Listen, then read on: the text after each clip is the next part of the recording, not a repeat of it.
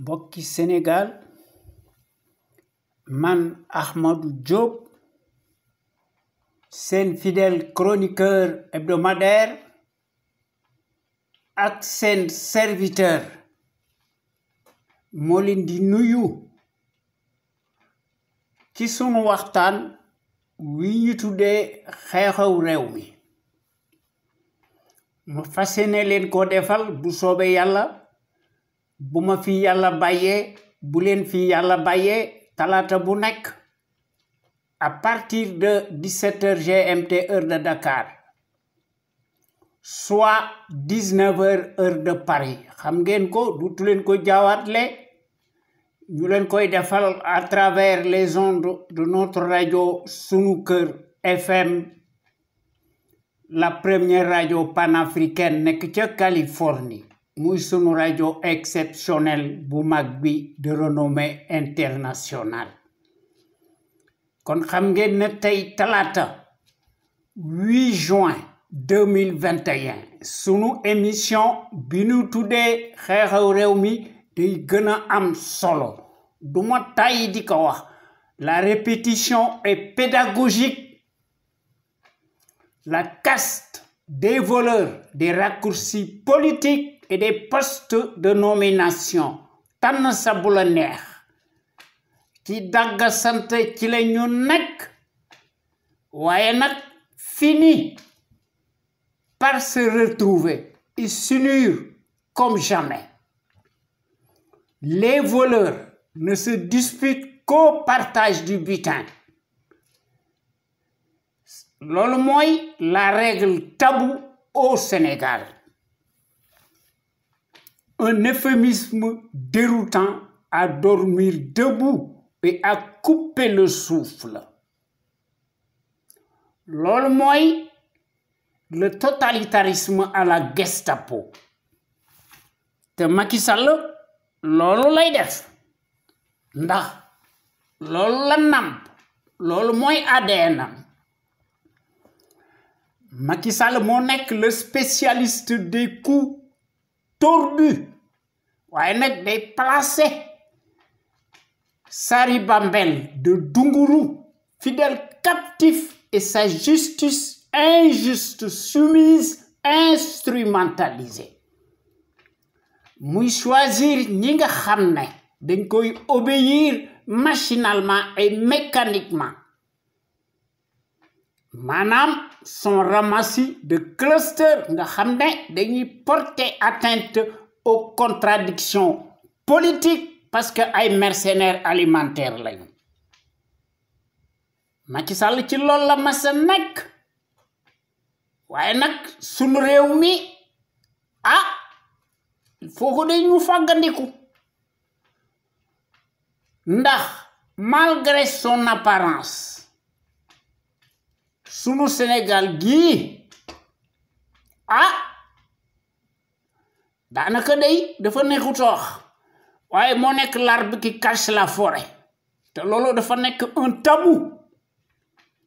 loolu mooy la caractéristique essentielle ou le paradoxe du pays de la Teranga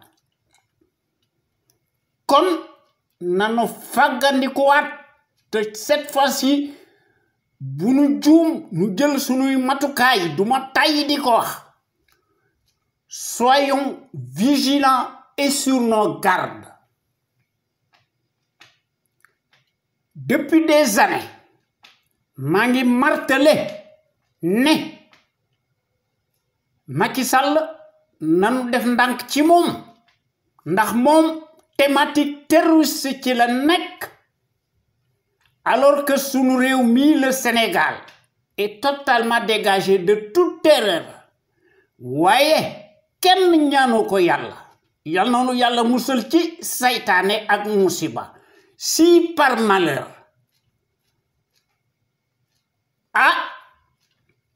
loolu am fi Macky Sall sera automatiquement désigné comme le coupable numéro 1 moom rek ndax kii di digle cangaay mësta set dafa takk rip tilim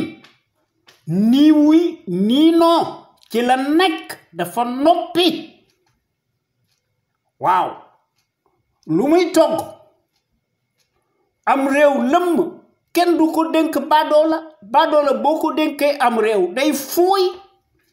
baadoola boo ko dénkee am réew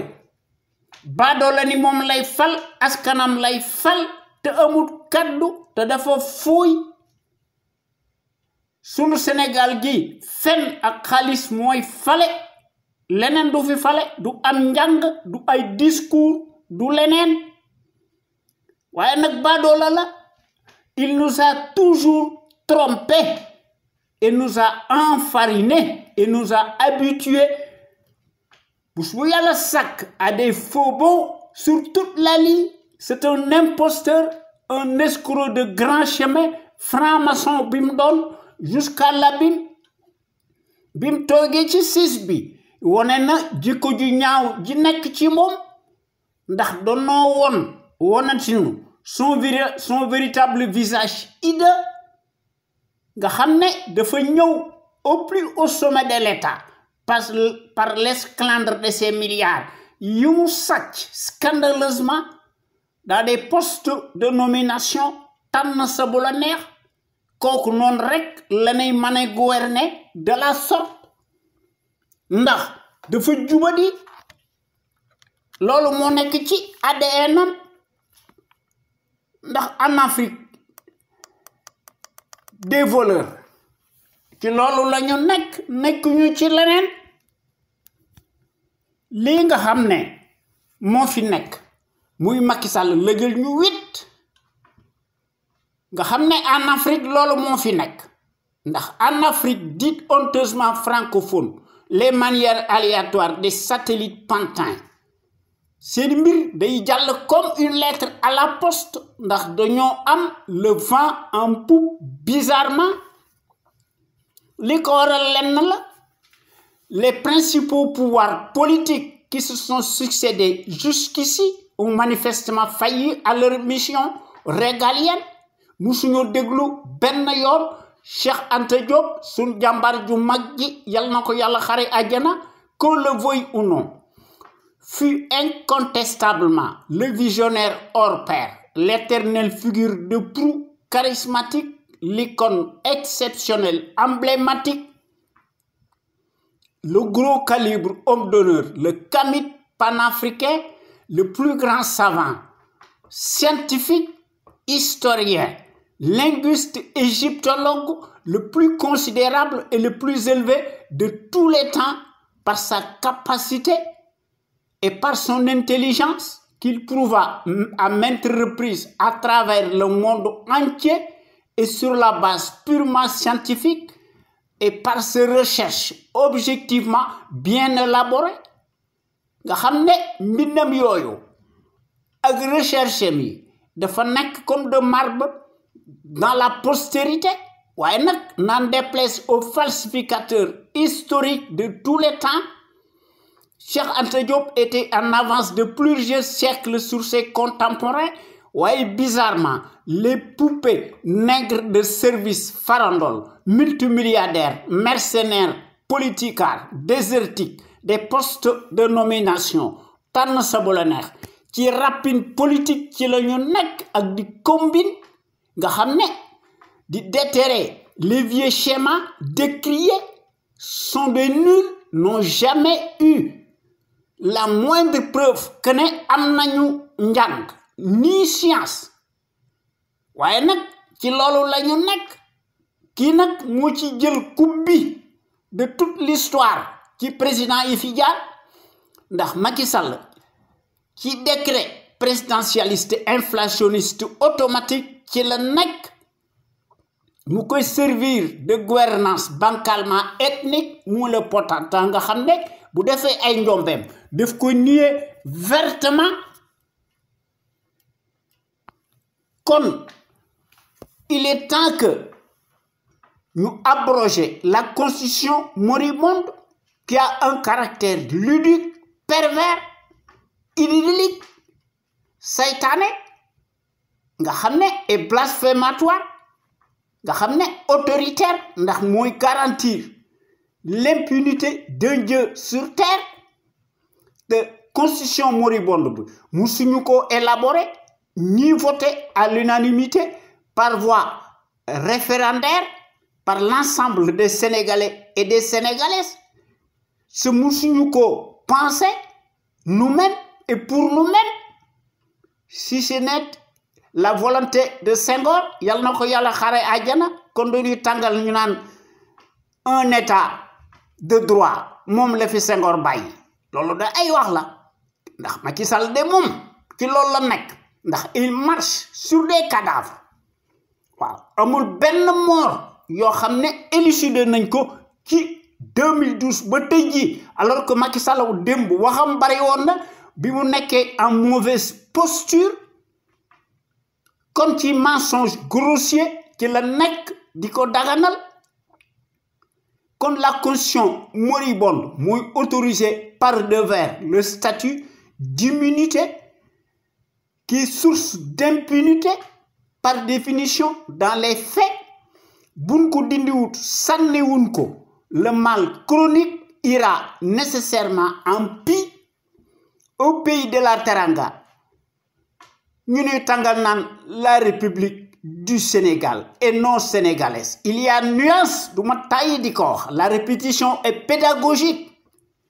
L'étrange constitution moribonde importée et écrite exclusivement en français, c'est une photocopie qui est distribuée largement dans les 13 autres pays africains soumis tàlli-ñareet sous tutelle coloniale. Alors que buñ tuddoon sunu Sénégal gi la République sénégalaise aurait pu avoir plus de tonalité et de portée politique. France ci loolu la ñu nekk République française la ñuy wax ci Algérie République démocratique algérienne ci la ñu nekk ak yeneen pays yi nga xam ne dañoo am fayda waaye nag loolu jaaxalunu ndax kii nga xam ne moo fi doon dige rupture léppam day leer waaye bi pëluwuree gis nañu ne ay kàcci la une justice bridée politique soumise et injuste et aux ordres moo fi nekk badalo bi teg leen c'est joué muy le malfaiteur nga xam ne Macky ci loolu la nekk waaye nag en Afrique les médiocres de référence font l'histoire à la place des bons minoritaires. Ci Sénégal, depuis 2012, ba tey jii des procès judiciaires présumés interminables, cataclysmiques, surréalistes à sens unique, badalo bi nekk ci ginnaaw ndax mooy commandé lépp moo nekk nga xam ne mooy def lépp. Procès yooyu buñ ko seetloo ba seetlu ko n'obéissent qu'à des entourloupes, des soubassements politiques de bas étage nga xam ne Macky bëggut contradiction waaye nag c'est coupable takrib nga xam ne Aliou Sall moo ci jiitu ñoom ñépp ñi ngi circuler librement en toute impunité et en toutes circonstances badoole bi yëmul ci loolu ndax lu jiwoo jeexut jógu fa biñ ko falee président de la République nga xam ne nekku ko c'est un chef de clan dafa am ay addiction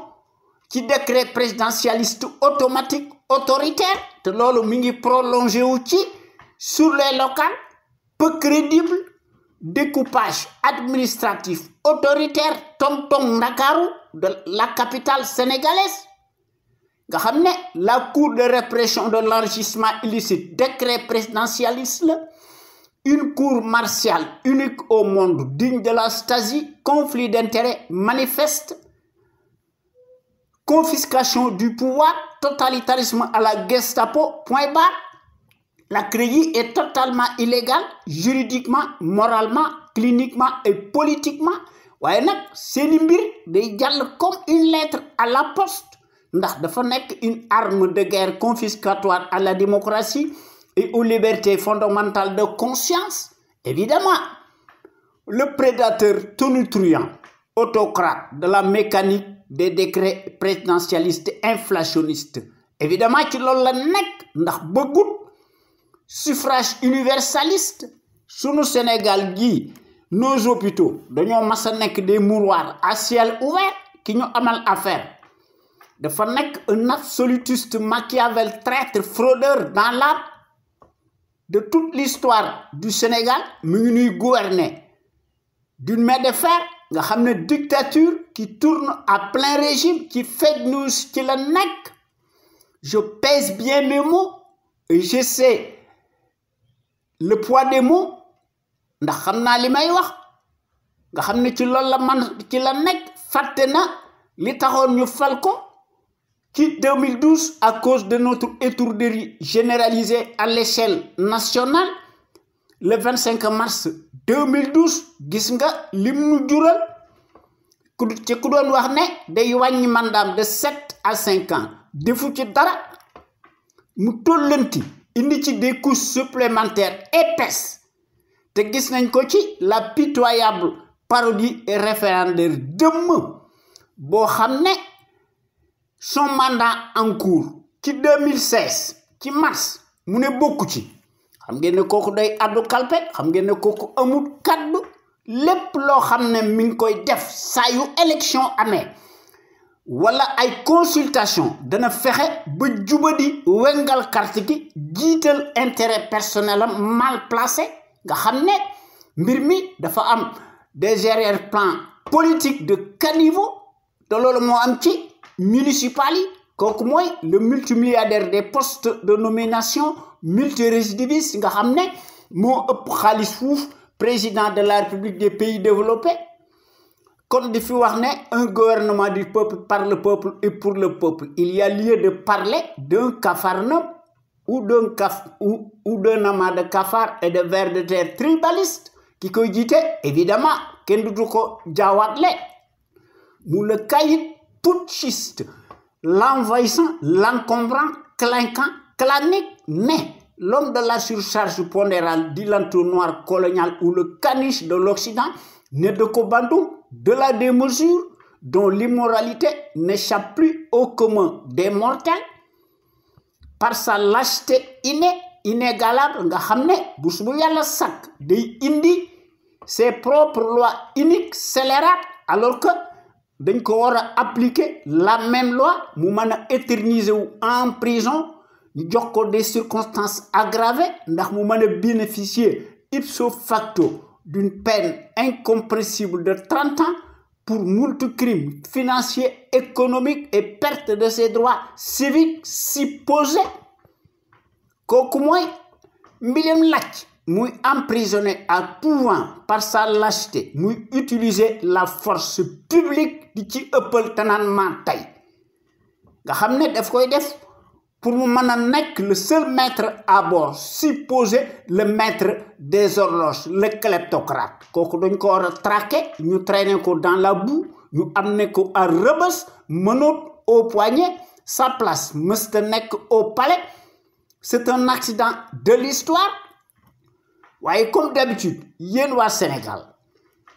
ak sénégalais ak sénégalaises yi nekk ca biir réew ma ak sénégalais ak sénégalaises yi nekk ci bitim réew ñu leen di tuddee les sénégalais de l'extérieur maa ngi leen di nuyooti te di leen sant te di leen gërëm ci déglu bi ngeen ñuy déglu gàcce ngalama yéen waa Sénégal amu leen morom. ñoo ngi jox njukkal aussi à tous nos auditeurs ak suñuy ak tous les intervenants ñoo ngi leen di jox njukkal te ñoo ngi remercier aussi les meilleurs sentinelles ci Sénégal nga xam ne bu ñuy def suñu waxtaan ñu koy def altine ak alxames ci l'info autrement à partir de 16h GMT heure du Sénégal ñu ci def des rediffusions toute la semaine ndax mbir mi dafa nekk une question de fibre patriotique, d'abnégation, de pédagogie et d'altruisme. Nous mettre en lumière les mystifications du label menteur professionnel, profanateur, l'agitateur, nga xam ne fàtte na li taxoon ñu fal ko ci 2012 dans des circonstances totalement exceptionnelles, inédites, fàtte na lépp ndax dige fen la war a nekk ci saay-saay si nga xam ne ci extérieur ci la ñu nekk ñoom la ñuy tuubal di leen raamal nga xam ne saay-saay bi fi nekk bokk na ci les kleptocrates africains nga xam ne des horloges nga xam ne mu les traîtres en chair et en os en place amul benn mérite te amul benn scrupule te amul benn dignité te amul benn lueur d'humilité peu ou prou mun koo couvrir xam na ko dans son fort intérieur qui est en totale putréfaction. Macky Sall est un accident de l'histoire du ma tay di ko Macky Sall est plus dangereux qu'une enzyme. Toute sa politique daf ko mas a teg ci ay tappale ay combine nga xam ne ci guerre la ko teg mu yaakaar ne mën naa jafandiku ci loolu ndax mu mën a garder le pouvoir waaye nag day jafandiku ci ces justiciers plastiques yoo xam ne da leen di considérer comme ces armes de guerre waaye gor yi bu ñu defee suñu waxtaan ba pare ñu tollanti samedi bu nekk ñu indi beneen waxtaan ñu tuddee ko en toute objectivité loolu doyut dimanche bu nekk ci loolu la ñu nekk ñu ci indi suñu réflexion remarquable prodigieuse ñu koy tabal ci boppu sénégalais yi ak sénégalaises yi à travers les ondes de notre radio Sunu Kër FM la première radio panafricaine nekk ca Californie muy sunu rajo bu mag bi de renommée internationale waaye ñun ñi nga xam ne ñoo nekk ci conscience patriotique xam sa réew bëgg sa réew jëriñ sa réew sunu existence li ko waral lenn la dañoo fas yéene tabaxaat sunu réew mi nga xam ne un véritable état régalien de droit am fi séparation des pouvoirs am fi une justice impartiale am fi non soumise de manière que un véritable contre-pouvoir am fi réel suñu réew mi yilif boppam lépp lu muy def mu def ko ci coobaree boppam ndax ñépp xam nañ ne sans la liberté kenn mënta tabax dara lu jag waaye l'envoyé spécial colonial attitré et accrédité à Dakar moom day lu mu wax weddi ko ndax ci 2012 ba naga ni noo ngi assister à une république des scandales ak seeni casserole torrentielle avec le summum d'une dictature qui tourne à plein régime intégralement négationniste d'apartheid ci cataclysme ci la ñu nekk te dañ ci accommodé wu en permanence daay gu jeex ñu indi beneen daay ñëw ay comploteurs ñoo fi nekk ak des insulteurs acclamés ci tyrannie ci la ñu nekk ñu koy labelliser waaye ñun ñi nga xam ne ñoo nekk ci CPC dañoo taxaw temm di lank kandaare ndax loolu bokkut ak suñuy vision de la démocratie sunu Sénégal gi lu ñu mën a wax dafa mas a nekk un grand pays historique au point de vue du savoir pluriel et de la morale éternelle en puissance waaye la servi bi nana cure ndax day occulter la dépendance dynamique muy Macky Sall nga xam ne moo nekk le champion de la rupture aléatoire de la corruption chantre du népotisme ci la nekk et de la pagaille waaye démb une certaine presse très loquace se déchaînait pour un oui pour un non et de façon péremptoire abusive sur l'ancien régime bu Abdoulaye Wade qui en avait naturellement pour son grade était traité de tous les anathèmes du monde waaye curieusement la même affluence répugnante nauséabonde dañoo changé curieusement seeni po waaye nag dañuy garder seeni nature ndax dañuy crypter les discours du farandole nga xam ne bu dee gën a briser les consciences abîmées présumées notables de l'heure la même servilité dañuy changer de tonalité et de sémantique waaye nag préfère parler de gros morceaux péchés te loolu corruption crime la waaye seen yoon nekku ci kon presse bi da ciy participer directement à la corruption ndax Macky Sall dafa nekk di def bés bu yàlla sàkk par les actes qu'il pose l'apologie du nazisme monétaire nga xam ne muy ingérence monétaire coloniale nga xam ne amul patriotisme te amul panafricanisme te amul fiscalisme encore moins de civisme moo doon déclaré à Paris di yagari mu ne la monnaie coloniale est bonne à garder waaye ñun ñi nga xam ne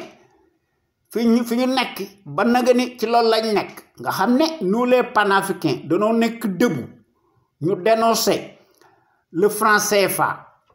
mook Alassane Ouattara les deux pédigrés nga xam ne qui s'agrippent sur la monnaie coloniale ñuy tappale naan l'éco moom la ñu indi bàyyi nañu franc CFA bi waaye seen bopp la ñuy nax ndax franc CFA bi ak éco bi ñëwagut waaye nag benn la bonnet blanc la ak blanc bonnet voilà c'est tout maanaam Macky Sall ci loolu nekk waaye ñun ñi nga xam ne ñoo nekk ci conscience patriotique xam sa réew bëgg sa réew jëriñ sa réew ñoo ngi lank la gestion népotique et gabégique du Sénégal par un parti politique une coalition de partis et une famille te noo ngi lank kandaare di lank di dingat l'accaparement des ressources du Sénégal par une seule famille paresseuse ak son clan Macky Sall jox leen poste yu kawe dans toutes les structures de l'État sénégalais vassalisé jusqu'à l'ali comme mbir mi corporatisme indignement ethnique moo fi nekk nga xam ne Macky Sall jox leen poste yu kawe comme si les compétences et les expériences des CV bidonnés de Ramassi se mesurent scandaleusement à l'aune des mêmes patronymes particuliers visiblement bien sonnants kooku mooy la conviction surréaliste du négationniste Macky Sall qui foule du pied les affaires de la cité mu le traître en chair et en os qui le prouve matériellement sur le terrain du crime nga xam ne amut gis-gis ndax gis-gis bu gàtt la am ndax day gis ne la médiocratie et les postes octroyés ñoo ngi koy concevoir exclusivement à l'aune du bazar et au nom de la consanguinité ethnique et à la proximité de l'idolâtrie représentée par le binôme des mystifications indignement idiocratiques te Mariam Faye xam na ci dara ak ay mbokkam ak ay magam Macky Sall a nommé plus qu'un village entier portant les mêmes patronymes particuliers visiblement bien sonnants ndax Macky ci loolu la nekk kon yéen gor yi ñëw leen di fraterniser ci conscience patriotique xam sa réew bëgg sa réew jëriñ sa réew sunu Sénégal gi moo ciy gagné ak sénégalais yi ak sénégalaises yi ndax ensemble tout est possible toutes les ressources humaines mi ngi fi xam-xam bi mi ngi fi scientifique yi ñi ngi fi li fi manqué mooy booloo am mbooloo moo fi manqué bu ñu fexee ba nga xam ne ñi bëgg réew mi moo ëpp fuuf ñu koy war sunu Sénégal gi dana jëm ci kanam waaye réew moo xam ne une minorité cartélisée des chiffonniers ñu leen di ger nga xam ne dañoo am ascendance sur la majorité candide te loolu dafa nekk un tabou ndax suñu dëkk bi wax fi dëgg day indi musiba waaye ñun ñi nga xam ne ñoo nekk ci conscience patriotique xam sa réew bëgg sa réew jëriñ sa réew bokk nañ ci porte drapeau étendard yi nga xam ne dañoo bëgg yee nit ñi ba nga xam ne sunu Sénégal gi topp ci tànk yi nga xam ne ci les pays émergents yi nekke ndax ñépp xam nañ ne su fi notre rajo sunu kër nekkutoon àdduna tukki ndax sunu dëkk ba képp koo xam ne yëkkati nga sa kàddu ci digg penc mi nga teg ko ci dëgg nga indi ci des preuves matérielles à l'appui baadalo bi day déglu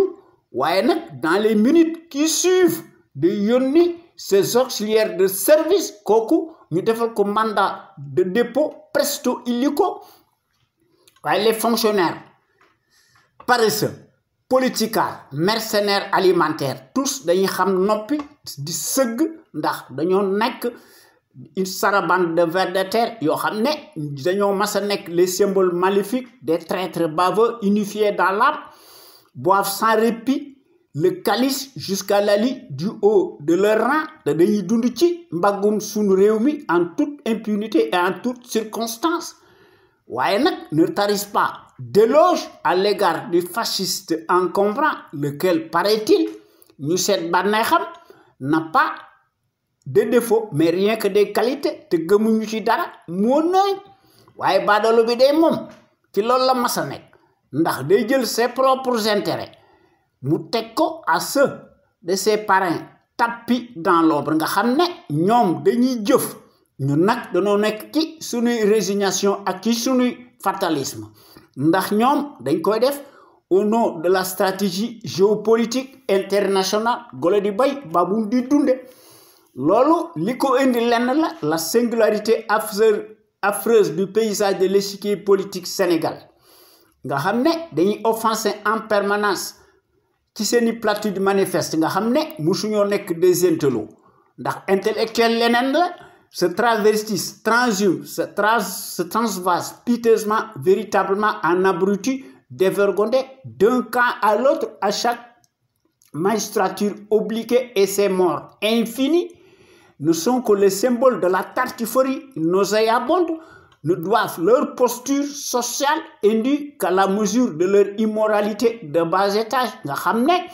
dañuy changer constamment seeni trajectoire en fonction de rétribution financière selon la météo du moment waaye li yées ci ab dëkk mooy une presse farandol ndax presse dafa war a baax ci ab dëkk waaye li nga xam ne daal moo ci nekk une servilité très loquace dem seen wax bari woon na waaye nag tey dañoo noppi ñu engraissé leen waaye nag am na ñoo xam ne dañ naan Macky Sall est un leader ne muy Madiambal Diagne nga xam ne muy le primitif nga xam ne benn wuy nga xam ne presse boobu dañuy changer seeni carapace ndax ci seeni intérêt mesquin mal placé ci la ñu nekk l'aide à la presse est passée par là pendant que la misère galopante et le chômage endémique dund bi seer na njëg gi seer na lépp seer na sans compter nag l'augmentation des denrées de première nécessité et les coupures intempestives récurrentes du courant électrique foo ko takk weesu na ko buñ ci boolee mbënd mi fan la ñu jëm surtout nag ñu boole ci les factures de complaisance et le manque d'eau potable nga xam ne ndox fu mu amul courant amu fa day nekk une réelle menace pour la santé des populations ndax ku mënta lijjanti sa ndox boo nee da ngay def plan Sénégal émergent loolu ay kàcc yu mag la li nga xam ne moom lañu fi gis depuis 2012 suñu réew mi day gën a dellu ginnaaw sénégalais yi ak sénégalaises yi kenn lekkatut waaye ñoom dañoo funki neew wi li nga xam ne moom lañ fi gis l'émergence coloniale en puissance en contenu ethnique nga xam ne ci loolu lañ nekk sunu Sénégal gi ñu ne sunu Sénégal gi dafa am indépendance depuis 1960 waaye li nga xam ne moo fi nekk gendarme colonial day moo nekk le maître du jeu waaye pays yi nga xam ne dañoo am fayda day su fa pétrole amee ak gaz am fa ak ay minéraux de toutes sortes c'est donc de Dieu dañ koy këf nangu ko duñu tàggu kenn te képp koo xam ne dangaa rep bis boo violé seeni espace aérien ak terrestre da nga ko réccu ndax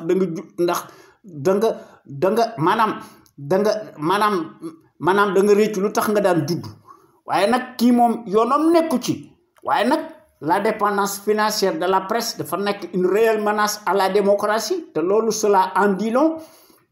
sur une certaine presse corrompue jusqu'à la lie nga xam ne amuñu benn moralité peu ou prou c'est une presse affreuse affluente par son abondance nauséabonde pantouflarde affamée par définition pourrie de la tête aux pieds nga xam ne dañuy laaj pitance s'offre nag piteusement en se dégonflant à la place publique parce que engraissé ridiculement nga xam ne ñu leen di engraissé par les deniers de l'État ñuy tàllal seeni loxo ak seeni kël se passe éperdument de la déontologie professionnelle journalistique s'en fout de tout et piétine allègrement les traitements objectifs des informations, se cramponne nag et se complaît dans sa bassesse dégoulinante et se contente nga xam ne badalo bi di leen tiim nga xam ne mu leen di defal le couteau sur la gorge waaye li nga xam ne moo ci nekk day te loolu nekkul un tabou nga xam ne un fonctionnaire si riche daal n'est jamais synonyme de patriotisme ndax Macky Sall mës ta nekk kilifa ndax c'est un indigne chef de bande d'un parti politique cliniquement clanique te yàgg na ko wane ci sunu digg dëkk bi sunu digg penc mi muy le pion Macky Sall le label du foutoir en chair et en os qui fut peint ba tey ji sous les de froc victimaire dès l'heure ci 2012 à nos jours, et ce, sous la baguette magique de la référence propagandiste mondialiste de l'arbitraire et de la tyrannie, nous jokko dans le secret de Dieu avec le vacarme hystérique de la servilité endogène en place. nga xam ne aujourd'hui plus que jamais le larbin Ragayardi continue de jouer sur le piano américano-français waaye yoonam nekkul ci mbënd mi ak ci sunu tumburanke bi il passe tout son temps à restreindre drastiquement et davantage la liberté d'expression nga xam ne day acheter les consciences abîmées présumées notables de l'heure waaye yemul ci loolu day commander bu soo yàlla sàkk du matériel de répression tout azimut à sa clientèle préférée nga xam ne dañuy ñaan Macky Sall yàggu fi te loolu kenn ñaanu ko ci sénégalais yi ak sénégalaises yi ndax les populations sénégalaises siphonnées astiquées ñu leen di considérer comme un matelas financier extensible ñu leen di cribler d'impôts et de taxes de toutes sortes ñooy fay bor bi te bor bi gis na gann yat wi ñuy duma noo koy jënd te paaka bi ñuy rendi noo koy daas te loolu kenn dutu ko werante waaye ñun ñi nga xam ne ñoo nekk ci conscience patriotique li ñu bëgg daal mooy dañoo bëgg ba nga xam ne sunu Sénégal gi mën a retrouver sa dignité ak sa plénitude ak son rayonnement boo xam ne lépp lu muy def mu def ko ci coobaray boppam ndax depuis 17 ans notre radio sunuker.com qui est à l'avant-garde et à la pointe du combat juste et pour l'émergence du Sénégal debout et fier de l'être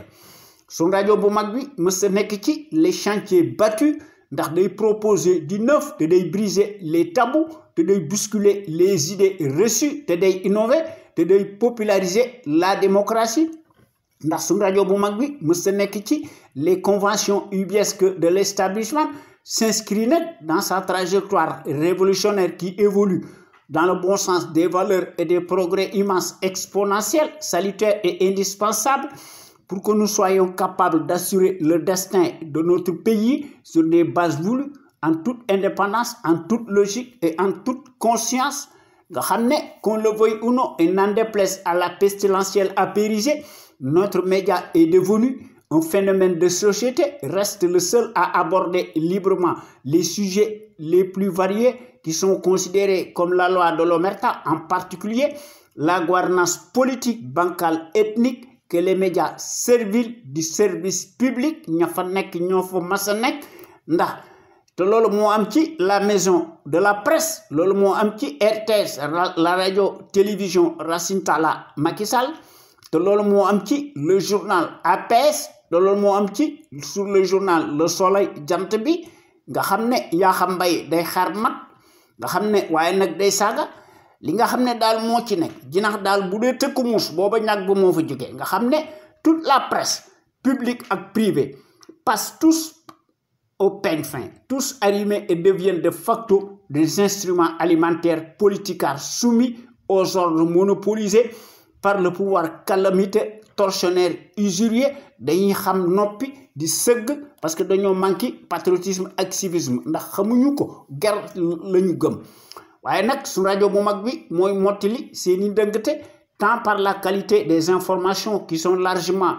publiées à travers notre site sunuker.com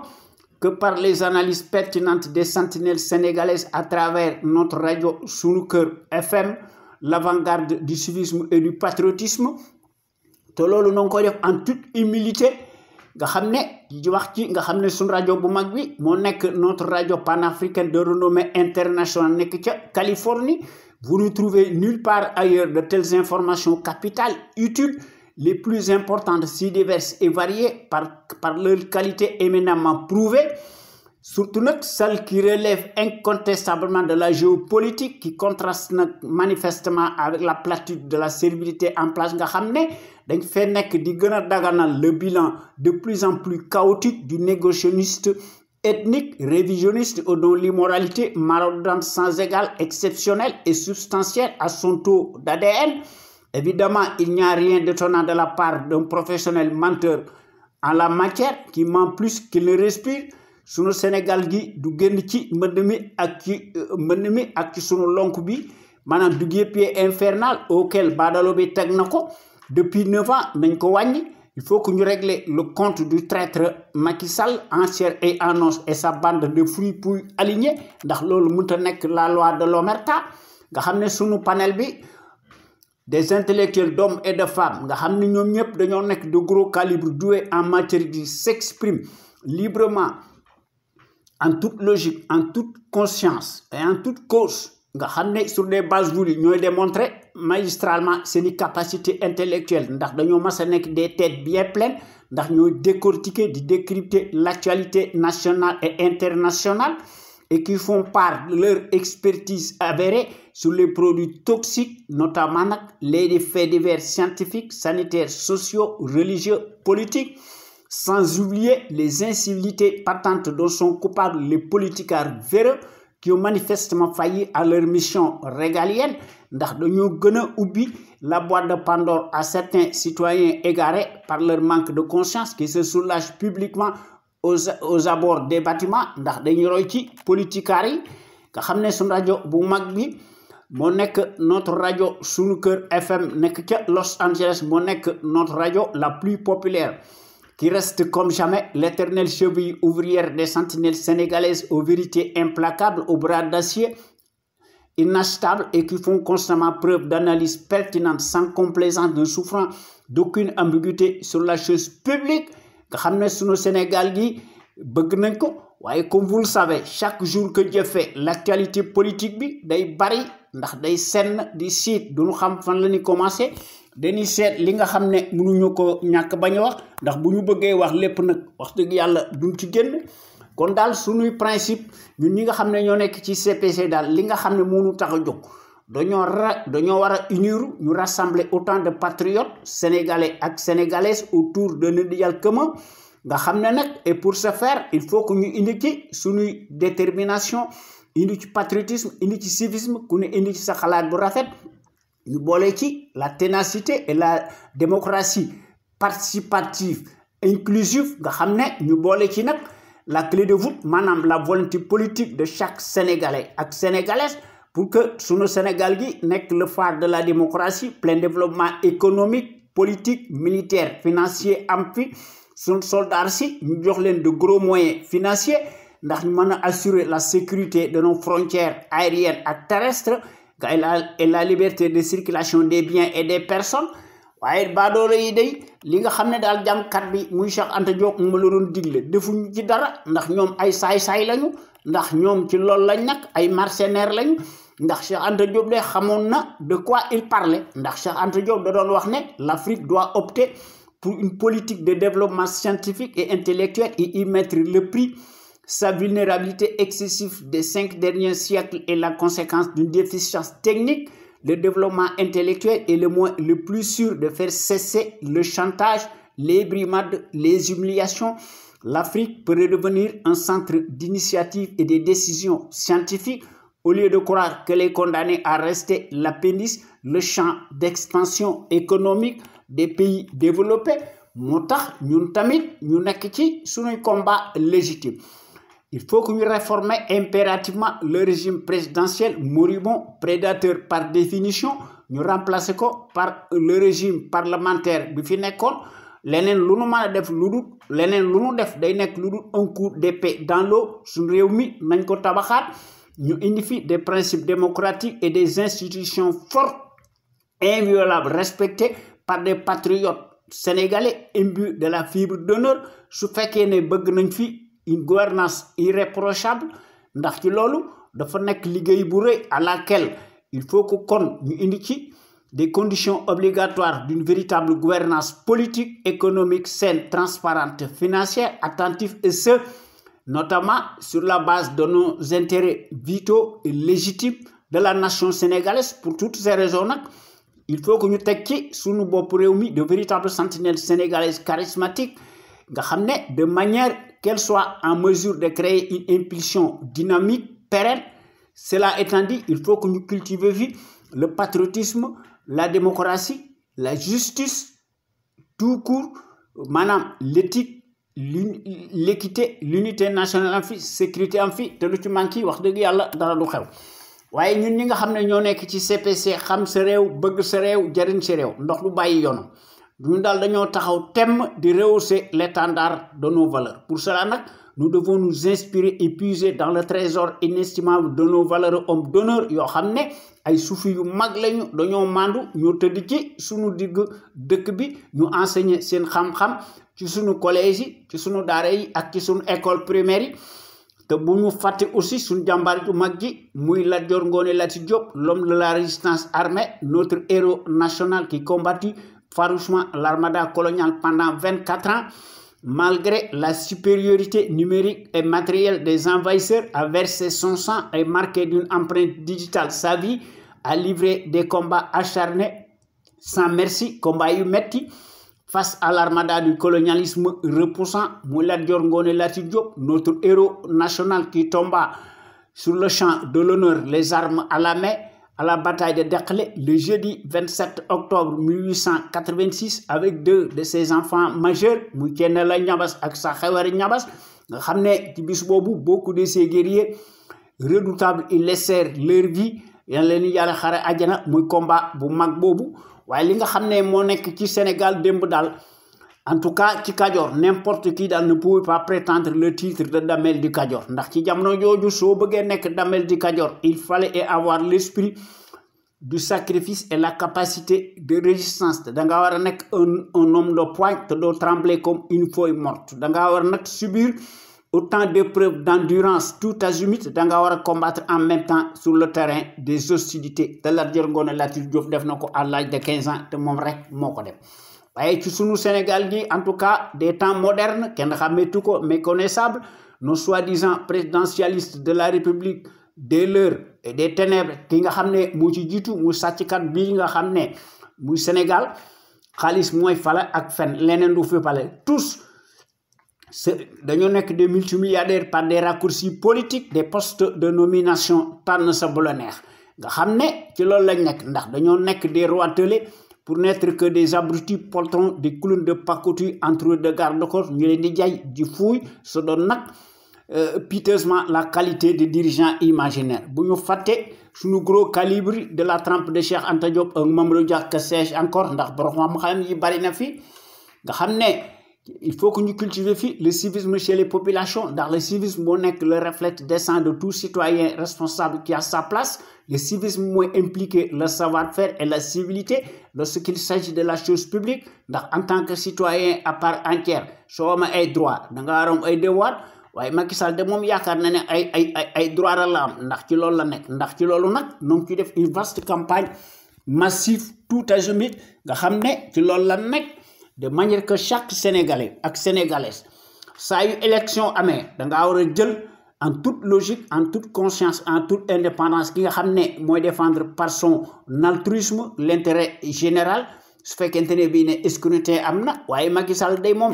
xam nañ ne ay carte moo tax mu falo, waaye day gëw ma ne ay carte moo ko fi jël, ndax fen na ba jàll. ndax ci Sénégal fen ak xaalis mooy fale, leneen du fi fale, ndax workat la. ndax Macky Sall ci corruption ci la nekk. kon il faut que ñu utiliser d'autres paramètres distincts des cirques électoraux, te loolu dafa nekk un sujet tabou boo xam ne waru koo mën a nekk, ndax ñu mën a changer le rapport de force par l'action matérielle. La ligne droite nag est la plus rapide, il ne sert à rien de courir, il faut partir à point.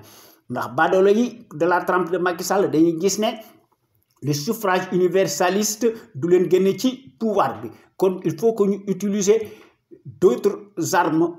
non conventionnelles pour le contraindre par la force, mu neex ko mu naqari ko bon gré. nga xam ne Macky Sall ay compagnie ñoom Alassane Ouattara dañuy gis ne les scrutins de pacotille daal ñoom dañ ko war a jouer nécessairement dans la cour des voleurs en bande organisée, ndax dañuy gis ne dafa nekk lu dul une simple formalité administrative qui passe comme une lettre à la poste. kon sunu Sénégal gi mënta échapper ba illaa yawmi diini et contingence mondiale obligatoire spécifique à chaque peuple, ndax sunu Sénégal gi yilif boppam. loolu tax na ba nga xam ne sunu rajo bu mag bi nga xam ne par son patriotisme actif, nga xam ne sunu rajo bu mag bi dafa am des qualités exceptionnelles. la qualité nag est avant tout un état d'esprit qui vise à l'excellence, yokkute am fi ci jëf ak ci jikko won ko askan wi bu leer naññ. te loolu la góor yi nga xam ne ñoo nekk les sentinelles sénégalaises qui s'expriment librement en toute logique, en toute indépendance et en toute conscience sur des bases voulues, et qui compensent par leur esprit alerte la bassesse et la médiocrité d'une certaine classe politique plutocrate multimilliardaire des raccourcis politiques. ndax les sentinelles sénégalaises qui s'expriment à travers les ondes de notre radio sunuker.com ñoom ñëpp dañoo am une logique crédible, patriotique, nationaliste bien placée, qu'elle distille peu à peu dans les consciences sénégalaises pour que sunu Sénégal gi top ci sur la trajectoire des grandes nations émergentes nga xamné ku len tooñ ñu du galay ko yow te lool la sun radio bi nek ndax quant à elle historiquement et présentement elle est par définition la référence exemplaire et à la différence de certaines castes serviles achetables de référence s'accommode mécaniquement et hystériquement par la désinformation et la manipulation, n'agit qu'au doigt et à l'œil du régime capitulaire négationniste et de son chef valet, menteur professionnel, profanateur mécréant, franc-maçon, nègre de service en place, Mouy Macky Sall, en l'occurrence, notre radio sunuker.com fidèle à elle-même, dans sa ligne éditoriale qu'on lui connaît et nécessairement, n'est que le rempart de la démocratie réelle qui porte par excellence la marque du support médiatique sénégalais, le plus libre pour son indépendance plausible par rapport à un exécutif corrompu, juge et parti impulsif et qui dicte par devers sa propre loi arbitraire pour faire taire toute voix discordante des opinions libres. Ndax gor yi nga xamné ñoy wax à travers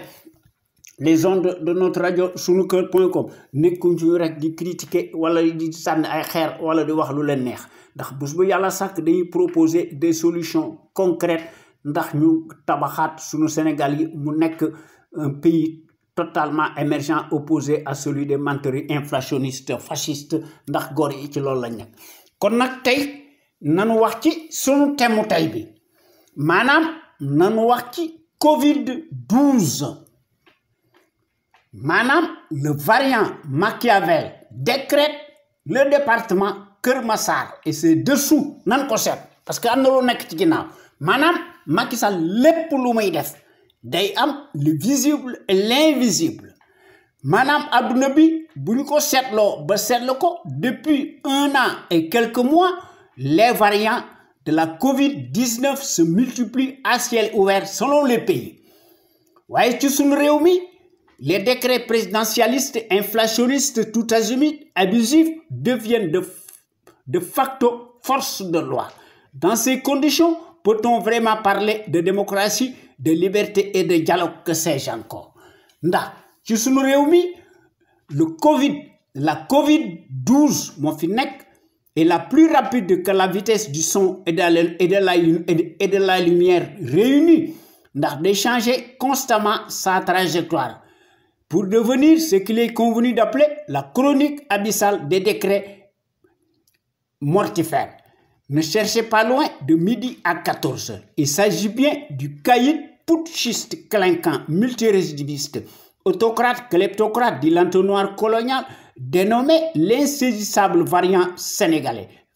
Fidèle et égal à lui-même, mais toujours la charrue avant les bœufs, agit librement et unilatéralement. Selon ses pulsions névrotiques et selon son propre calendrier totalement illégal dans le secret des dieux, fait fi de toute morale, fixe arbitrairement tout seul les règles suffocantes, décrète systématiquement par devers et automatiquement ce décret cataclysmique inflationniste et ce à bras raccourcis et dont l'objectif inavoué est de nature à organiser à tout prix et à chaque fois des parodies électorales qui passent nécessairement comme une lettre à la poste. Ndax badoolo bi ci loolu la nekk ndax le 1e décret numéro 2021-687 du 28 mai 2021 parmi tant d'autres contenus constitue parfaitement une illustration de la mécanique des mécanismes confiscatoires à la démocratie et aux libertés fondamentales de conscience. Et pour cause, malheureusement, depuis le regrettable soir historique du 25 mars 2012 à nos jours, le bourreau prédateur de son rang, qu'un Mordicus à nous gouverner d'une main de fer par ses ratonnades et par ses brutalités quotidiennes, parce que Macky Sall ci procès politique à sens unique qui la nekk dans lesquels le tout répressif institutionnalisé sévit plus belle que jamais et pour croire parachever le totalitarisme à la Gestapo ndax Macky du wàññi gàlla jam ñu jam ko ndax ci loolu la masa nekk ndax dafa bew le département de Keur Massar dafa nekk un marché de dupes une coquille vide waaye nag li wolof njaay di wax moo ci nekk legetu kese naxut ay bëy n'est-ce pas li nga xam ne moo ci nekk képp koo xam ne jox nañ la xaalis jëlal le suffrage universaliste direct oblige sachez que la souveraineté appartient au peuple est un droit inaliénable nga xam ne une fois dans les urnes votez librement en toute conviction et en toute conscience pour les candidats qui vous inspirent la confiance et la crédibilité loolu mooy dëgg ndax pour le prédateur en chair et en os la politique est une mesquinerie cynique les promesses électorales n'engagent que ceux qui y croient Macky Sall loolu lay xalaat maanaam certes décréter Keur Massar comme un département à part entière est une chose, mais lorsqu'il s'agit de mettre matériellement les moyens adéquats à la hauteur pour arrêter l'hémorragie des inondations et l'anarchie des constructions dans les zones submersibles avec des infrastructures sanitaires et des services de l'État régalien, ça n'est une autre. Manam du ci def dara, manam daf koy lato parce que njëriñu boppam politique rek ci la nekk. Loolu moo wane ne aussi extraordinaire que cela puisse paraître, le monstre atypique brille tant par son caractère attentatoire, aussi trempé, versatile et son pédigré insolite que son verbatim creux de la démesure qui lui colle à la peau nous révulse en nous narguant chaque jour que Dieu fait. Voyez, en Afrique, le pouvoir est une affaire de famille et de clan, disait le défunt François Xavier Verschaff, ex-président de Survie France, auteur de Noir Silence, qui arrêtera la France-Afrique. te loolu gis nañ ko ci les affaires scrabeuses scandale Aliou Sall ne seront jamais tirés au clair tant que le gourou de la gouvernance népotique s'accrocha mordicus au pouvoir. Ndax l'arriviste opportuniste de la surcharge pondérale ou l'accident de l'histoire est à la fois et le prédateur, le casseur et le violeur du siècle au Sénégal. Jouit du pouvoir, s'enrichit glotonnement, protège sa famille immédiate et son clan de Rimbambel de toute poursuite judiciaire peu ou prou, lesquels se sont servis allègrement, impunément par le miracle des postes de nomination Tann-Sablonnaire. Circulent librement au nez et à la barbe d'une justice injuste instrumentalisée, prête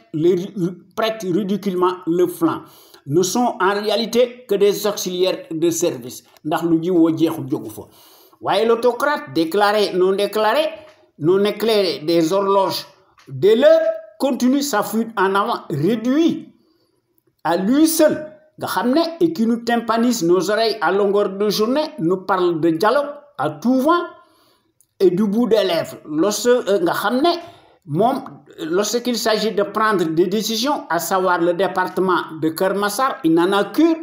que sais-je encore, ndax mooy tranché tout seul et stop, stop tout, si ce n'est le soi-disant processus de découpage issu, nous dit-on, des conclusions du comité technique chargé de faire les études et enquêtes d'usage ne tient que sur une ligne de crête pour faire beau mon œil. Le dictateur tonnant incorrigible jusqu'à l'os n'a jamais eu la moindre sagesse d'y associer ni de près ni de loin la société civile ni les principaux acteurs politiques, encore moins les collectivités territoriales dont il n'a que du mépris et de la haine viscérale. Ndax badalo bi ci mom ci lool la nek, ndax dafa fuuy, ndax ñom ci lool lañ nek. Waaw. Nga xamné waye nak pour rappel, une certaine presse corrompue,